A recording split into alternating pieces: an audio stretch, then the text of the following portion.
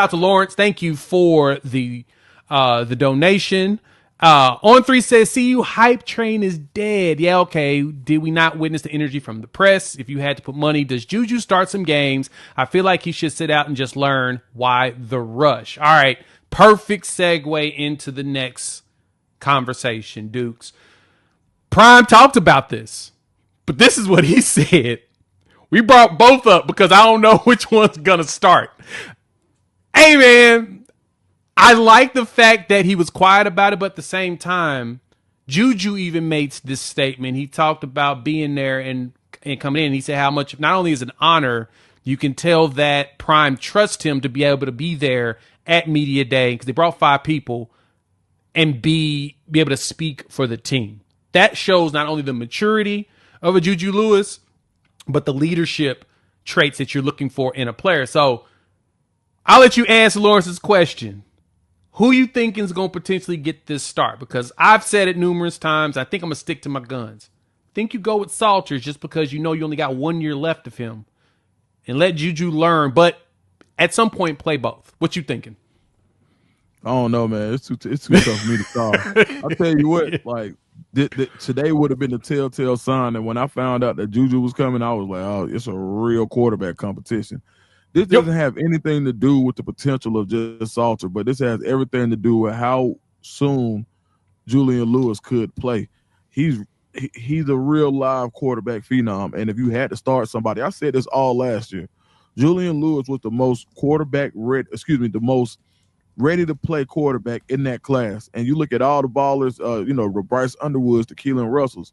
I still think that, now there are some guys who probably could play, but I think as far as digesting the playbook, being able to make layered throws, and somebody who's played with the number of professionals that he's already played with, when you consider the every year that he's been to Athletes First Elite Camp, where he's throwing to the best of the best, and they're turning around and saying, bro, this kid is 14, this kid is 15, this kid is 16, this kid is 17, and now they're looking more so, and some of the younger guys, now it's not just looking at when he goes to these elite events, it's not just looking at, I'm potentially, I'm helping this kid out, to show him what a pro looks like.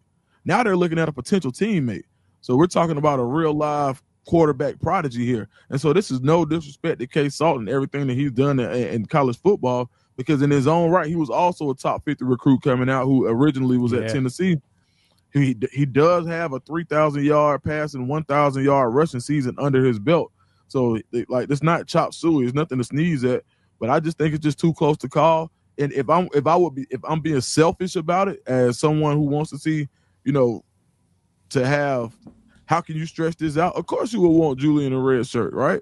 But at the same time, it's like, man, if you got a force of nature coming, man, at the end, I mean, what do you want to do? So it's too early for me to say it, but I'll say this: I think that the quarterback room is in good hands, and if K. Salt starts, someone who's already played in front of 50,000 people, I think that probably bodes well for the first game of the season on a Friday night. I just don't think there's any way that you can keep Julian Lewis off the field long term, though. Yeah, no, I agree with you there. And the good thing for Colorado is that if they decide to ride with Juju game 1, you're doing it at the crib. Auburn, that's the one thing for me when I even looked at them. They play in Waco against Baylor, right? Baylor looking like Dave Aranda's offense is going to be good. It was one of the better offenses in the Big 12, but Dave Aranda's a defensive guy, and it looks like his defense is starting to finally improve. You don't want to take no young quarterback over there that ain't really had no starts. You don't want a true freshman starting on the road like that. That's the thing I like about Colorado, is that they have that option to be like, nah, we're going to go ahead and we can let the young man play against Georgia Tech, but it's at the crib. It's not in Atlanta. Even though in Atlanta, that's his house. That's where he's from. He's from Georgia, so that wouldn't be too big of a deal, but I think he's going to be something special. But you're right.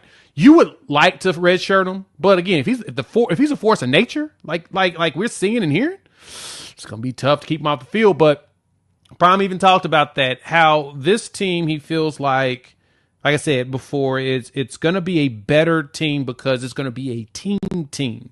This is now year 3. We're now in the expectations of, all right, Prime, you started bringing kids in. You've done the transfer portal a few times. You started to bring some recruits. It's now for us to see who you really are because you didn't get to bring in a quarterback this time. You didn't bring in a Heisman Trophy winner this time. I looked at Colorado's schedule, and because of the faith I have in them being able to produce, I think there will be a slight drop off this year that reverts back next year. I got them at about 8-4, 9-3 once again. Where are you feeling right now? Is that too high, too low? What are you looking like for this team? Because I know the first couple games will tell us everything we need to know, but I think in the end, Coach Livingston is going to kill it with that defense, to me. Yeah. I mean, I don't think you far off. I would say 9-10. I think – so put it like this. Even Coach Prime today said the Big 12 championship winner is going to be a 10-win team. He thinks 2 losses.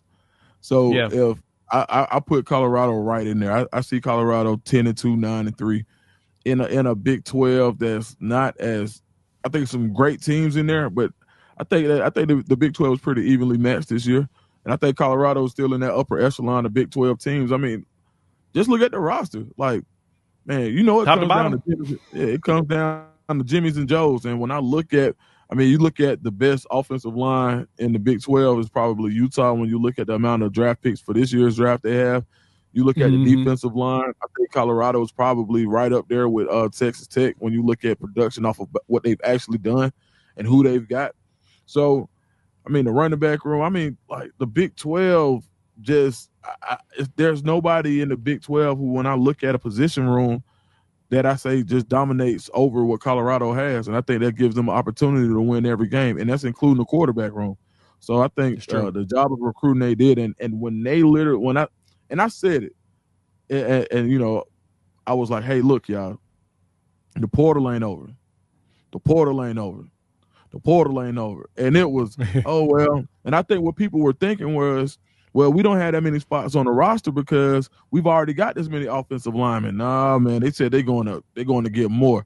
And there was a term that I used all season that anybody who's in here who follows me, you know, I said they're not upgrading, they top grading, which means that they start from the top and working their way down. So if they got somebody who they feel like can be at the top of their roster, whether they have at the top of that position group, whether they have somebody penciled in there or not, if they feel like they can get better, whether it be through demotion or competition, that's what they're going to do. And they brought in guys who have the opportunity to play at a high level. So I think but that's how you build a championship team. And you don't have the security blanket of a Travis Hunter anymore. So these guys got to play.